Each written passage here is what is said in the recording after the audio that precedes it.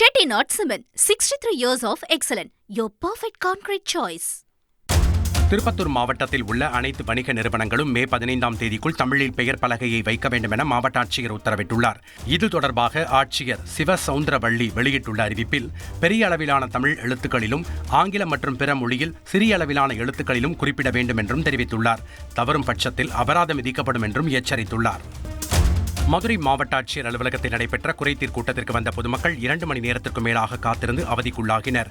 மாவட்டத்தின் பல்வேறு பகுதிகளில் இருந்து வந்த பொதுமக்கள் பகல் 12 மணி வரை மாவட்ட ஆட்சியர் சங்கீதாவை சந்திக்க முடியாமல் காத்திருந்தனர். முந்தைய வாரங்களில் பெறப்பட்ட மனுக்கள் மீதான நடவடிக்கை குறித்து ஆட்சியர் ஆய்வுக் கூட்டம் நடத்தியதால் தாமதம் ஏற்பட்டதாக கூறப்படுகிறது.